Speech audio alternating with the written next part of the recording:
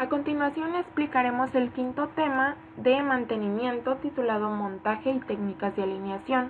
El equipo está conformado por Esparza Parra Miguel Ángel, Galaviz Vega Esteban Eduardo y su servidora Perea Urias María Isabel. Primeramente empezaremos con una pequeña introducción, que el tema 5 tiene los siguientes subtemas, que es el primero, la cimentación, en el cual encontramos los requerimientos de cimentación y los tipos de anclaje. El segundo subtema es los procedimientos de montaje. El tercero, la nivelación y alineación de equipos, en el cual se encuentran los procedimientos y técnicas de alineación. Primeramente empezamos con el subtema 1, que habla de la cimentación. Este es el conjunto de elementos estructurales cuya misión es transmitir las cargas de la edificación o elementos apoyados al suelo, distribuyéndolas de forma que no superan su presión admisible ni produzcan cargas tonales. Y tenemos una representación de la cimentación en la figura 1.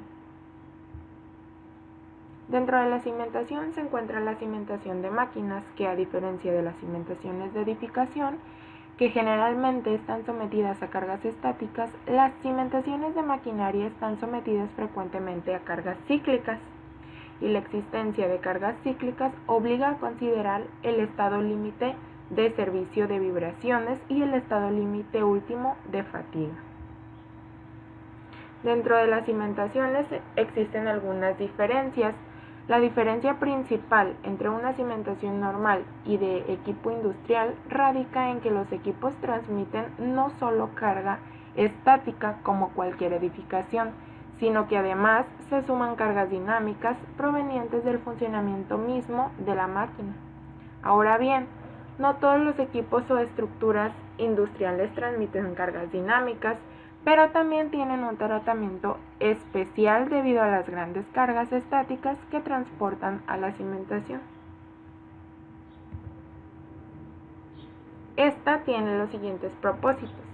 El primero es ser suficientemente resistentes para no romper por cortante, soportar esfuerzos de flexión que produce el terreno, para lo cual se dispondrán armaduras en su cara interior que absorberán las tracciones. También acomodarse a posibles movimientos del terreno y soportar las agresiones del terreno, del agua y su presión si la hay. Dentro de la cimentación se encuentran ciertos requisitos. El primero es ser capaz de soportar cargas impuestas sin tener fallas de corte o aplastamiento. El segundo, los asentamientos deberán estar dentro de los límites permitidos, que no haya riesgo de corte. El tercero es que el centro de gravedad de la máquina deberá estar alineado con la base de la cimentación, repartiendo sus cargas equitativamente. El cuarto, el nivel feático, si es que existe, debe de estar a su mínimo posible. Y por último, el quinto, la cimentación deberá estar protegida contra aceites, ácidos, entre otros. Dentro de esta existen diferentes tipos, que son el primero, los cimientos superficiales, que son aquellos que descansan en las capas superficiales del suelo y que son capaces de soportar la carga que recibe la construcción por medio de la aplicación de la base. La piedra es el material más empleado junto con el concreto armado. El cimiento ciclópeo se usa en terrenos cohesivos, donde la zanja pueda hacerse con parámetros verticales y sin desprendimientos de tierra. Es sencillo y económico. Los cimientos de concreto armado. Estos se utilizan en todos los terrenos. Presentan la ventaja de que en su cálculo se obtienen secciones relativamente pequeñas si se le compara con las obtenidas en los cimientos de piedra. Las cimentaciones corridas es un tipo de cimiento de hormigón o de hormigón armado que se desarrolla linealmente a una profundidad y con una anchura que depende del tipo de suelo. Este se utiliza para transmitir cargas proporcionadas por estructuras de muros portátiles y no son recomendables cuando el suelo es muy blando, como se aprecia en la figura 5, la representación de las cimentaciones corridas. Cimentación por zapatas. Las zapatas pueden ser de hormigón en masa o armado, con planta cuadrada o rectangular, así como cimentación de soportes verticales pertenecientes a estructuras de edificación sobre suelos homogéneos de estratigrafía sensible horizontalmente. La cimentación flotante. Esta se usa cuando la capacidad portante del suelo es muy pequeña y el peso del edificio importante. Si el solar del que se dispone no tiene suficiente como para albergar una losa que distribuya la carga, es posible construir un cimiento que flote sobre el suelo. Las cimentaciones profundas se encargan de transmitir las cargas que reciben de una construcción a mantos resistentes más profundos. Son profundas aquellas que transmiten la carga al suelo por presión bajo su base, pero pueden contar con rozamiento en el fuste. Se clasifican en cilindros y cajones. Otro de los tipos de cimentación es por pilotes, que los pilotes pues son columnas esbeltas con capacidad para soportar y transmitir cargas a estratos más resistentes o de roca. Principalmente se utilizan cuando la capa superficial o suelo portante no es capaz de resistir el peso del edificio, o bien cuando ésta se encuentra a gran profundidad. Es más bien en estas condiciones es cuando es más recomendable utilizar lo que son los pilones, que son pues las columnas que soportan el peso.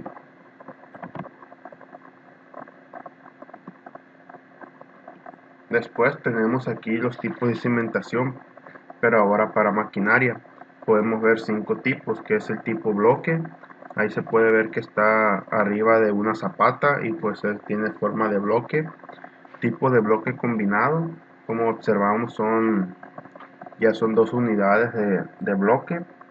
Tipo marco con aisladores. Ahí se puede observar donde indica la flecha cuáles son los aisladores, y el pilar sobre pilotes, que como comentaba anteriormente son las columnas. Ahora vamos a ver lo que son los tipos de anclaje. Primeramente vamos a definir lo que es anclaje. El anclaje pues es el aspecto más crítico de un diseño de cimentación, especialmente para basales verticales y cimentaciones con pilotes, o para cualquier otra cimentación de cargas laterales domina el diseño. Y ahí en la representación tenemos lo que es un anclaje, que es cuando un elemento, el ejemplo más común es un tornillo, perfora lo que es una superficie y se queda anclada a ella.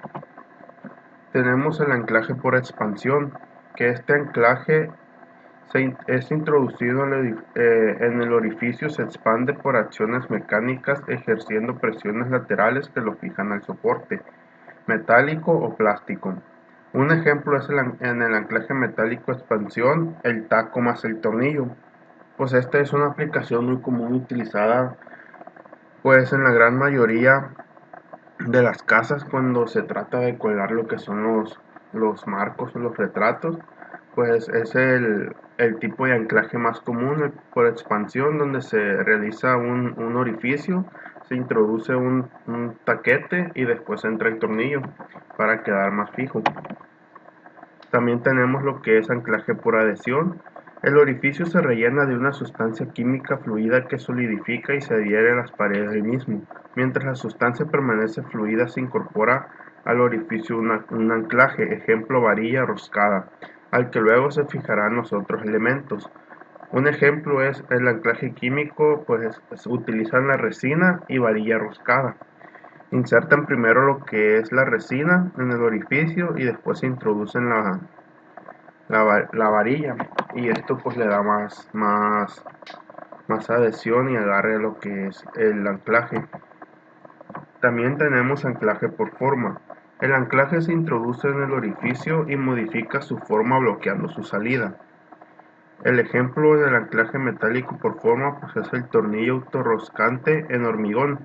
Entonces, al introducir lo que es el tornillo en una superficie, pues este se tiene que tomar otra forma para evitar que salga. Solo puede entrar y difícilmente puede salir. Ahora veremos lo que el procedimiento del montaje. Primeramente, el montaje pues es un proceso mediante el cual se empalma cada pieza en su posición definitiva dentro de una estructura. Estas piezas pueden ser de diferentes materiales, pero las preferidas son las estructuras metálicas y de hormigón. El procedimiento para el montaje pues es: primero se planifica la ubicación de los componentes e instalación de las tuberías. Después se emplazamiento de los componentes principales. Se instalan las tuberías y los componentes. Vacío, solado, se hace una prueba de presión, una prueba de fugas, de carga. Se dan ajustes a los equipos de seguridad. Se comprueban los equipos. Se ajustan los controles. Prueba de la instalación completa y reajustes de controles automáticos, en último lugar, para verificar que el montaje se realizó correctamente. Nivelación y alineación de equipos. Bueno, pues la nivelación es el procedimiento mediante el cual se determinan dos cosas: mediante el cual se determina si el desnivel existente entre dos o más hechos físicos existentes entre sí, y la relación entre uno o más hechos físicos y un plano de referencia. La desalineación pues es una condición que todos los elementos participantes en una estructura no coinciden. En esta figura pues tenemos anclaje por forma y vemos que el motor y el eje de la turbina no coinciden entre sí y se producen lo que ya son los errores. Ya sea pues ahí lo que está el motor y el eje del motor están desalineados al otro componente, por lo que tiene que haber un ajuste y una nivelación. La alineación es una técnica que busca la cantidad en el montaje de las máquinas rotativas. Sus propósitos son la eliminación de esfuerzos no deseados, la descarga de los órganos de apoyo de los equipos, la duración del servicio, ahorro económico por disminución de roturas y deterioros de almacenamiento, y una mayor disponibilidad de servicio. Tenemos diferentes tipos de alineación también. La alineación del eje es posible solo si los dos extremos del eje no están doblados o torcidos. Bueno, esta sería una condición para que un equipo se pudiera alinear, pero se enfrenta uno al otro en perfecta simetría. Ahora bien, estos dos extremos, cuando se alinean, se puede hacer en dos métodos principales: desplazamiento de la alineación angular, alineación de correas o poleas, alineación de ejes, alineación aproximada y alineación de ejes y pues de ejes verticales.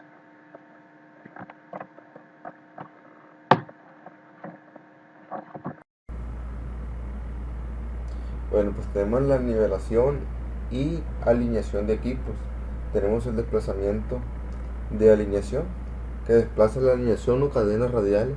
Pues se comprueba que mediante una regla de borde recto, esto se hace colocando la regla en varias partes de las mitades de acoplamiento, es decir, a los lados siguientes, que son arriba, parte inferior, adyacente, contrario. El espacio entre los ejes indicará que el eje se compensa o se desalinea un poco y que se necesita ser corregida.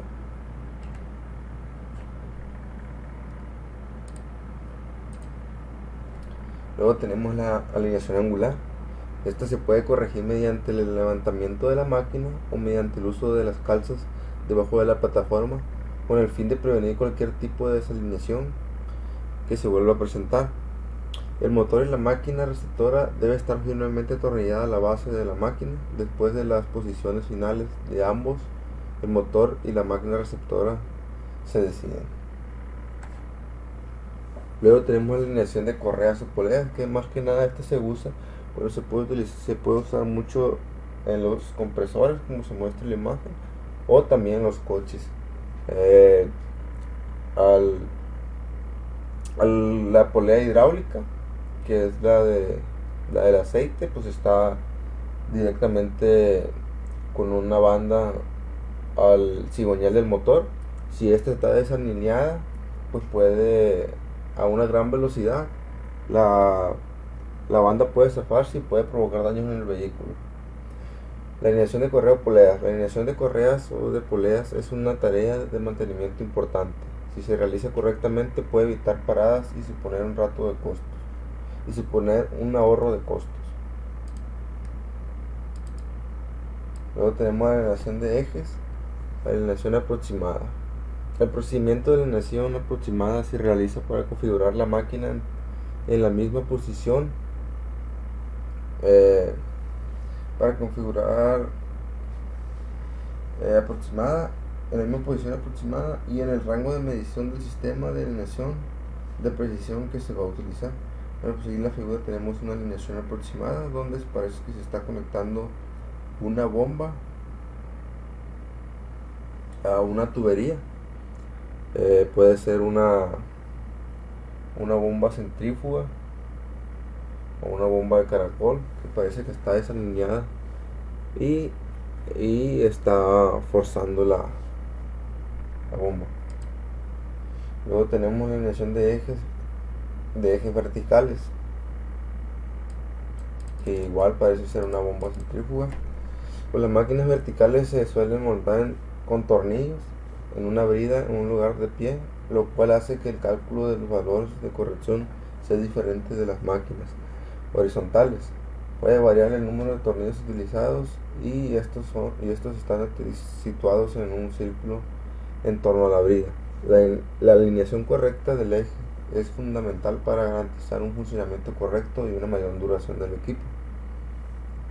Ahí tenemos una imagen de cómo la alineación vertical.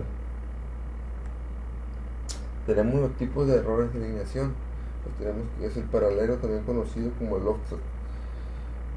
En la alineación paralela, los ejes que se han alineado centrales, que son paralelas entre sí, pero están en condición de desplazamiento. Y la angular, también conocida como la breca. En el desplazamiento angular del eje, de los dos ejes están situados en un ángulo entre sí. Pues aquí tenemos una desalineación paralela y una desalineación angular C, donde tenemos la A y la B están incorrectas. Podemos ver que ahí el motor está la A está un poco más bajo y no coincide, no está alineado los ejes. Y en el inciso B el motor está inclinado, está alineado el eje pero con una inclinación y puede provocar algún daño. Y en el inciso C vemos que está completamente alineado el motor con los ejes, que es una alineación correcta. Bueno, pues tenemos el procedimiento, la técnica de alineación, pues la regla de nivel. Para alinear, pues se utiliza la regla de nivel. Es un sistema de alineamiento rápido utilizado en los casos en los que los requisitos de montaje no son exigentes, dado que es poco preciso. Su mayor ventaja es la rapidez y por otro lado su mayor inconveniente es que induce todos los errores posibles.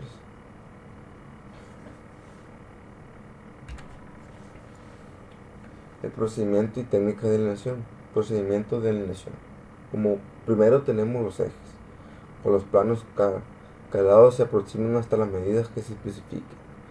Como segundo, con una regla de 0 y un nivel se sitúan en las generatrices laterales que podemos dominar, este y oeste o 0 y 9, y se irá corrigiendo hasta que los consideremos alineados. Se comprueba el paralelismo de los platos midiendo en un cuadro puntos a 90 grados. Si en el plano norte-sur no tenemos el nivel a 0, quiere decir que el mecanismo está caído o levantado, por lo que habrá que colocar forros donde se necesite para que los dos platos queden paralelos. Tenemos el procedimiento y técnica de alineación de reloj radial y galgas. En primer lugar se busca corregir la desalineación angular con la que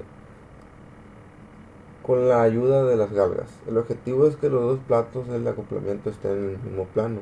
También se pretende con las 16 medidas compensar los errores de medida debido a vuelco axial. Si no, 4 medidas bastaría. Pues ahí tenemos un reloj radial y las galgas.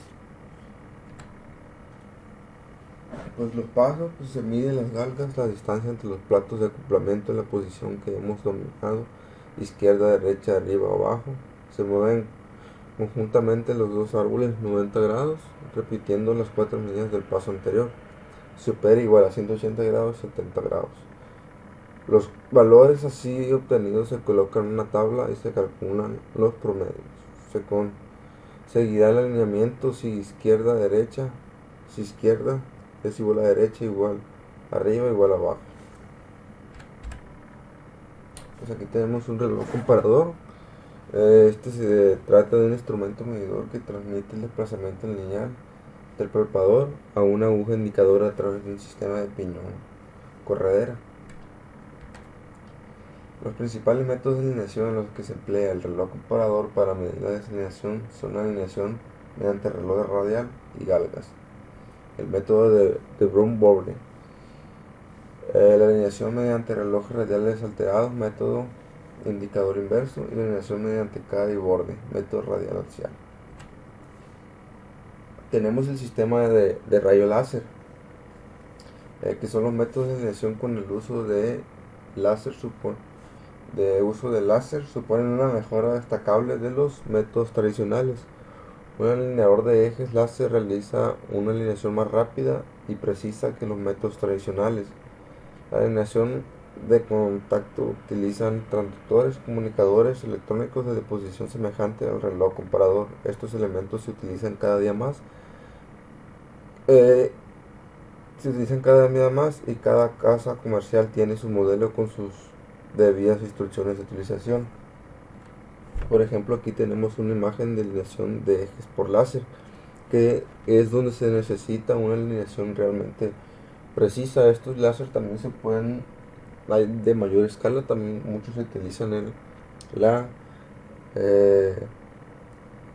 arquitectura. Muchos arquitectos utilizan el láser para las carreteras. Algunos albañiles utilizan también mucho la alineación de láseres para alinear lo que viene siendo los pisos de las casas, para tirar dalas, para tirar muestras. Se utiliza para muchas cosas la alineación de ejes por láser. Más que nada el láser se utiliza, no nada más para ejes, se puede aplicar en muchas cosas. Y eso sería todo.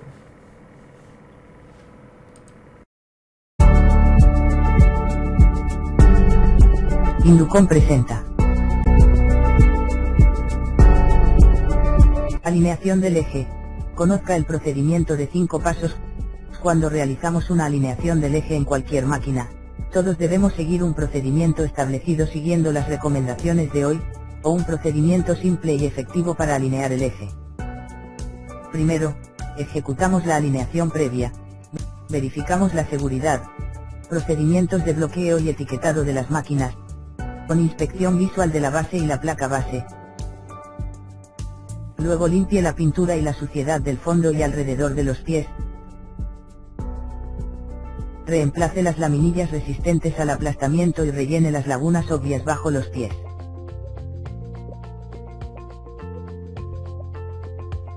En segundo lugar, realizamos una alineación aproximada y una corrección suave del pie suave. Al mismo tiempo, el objetivo es eliminar la tensión de acoplamiento y asegurar que la máquina esté completamente debajo. Es hora del paso 3.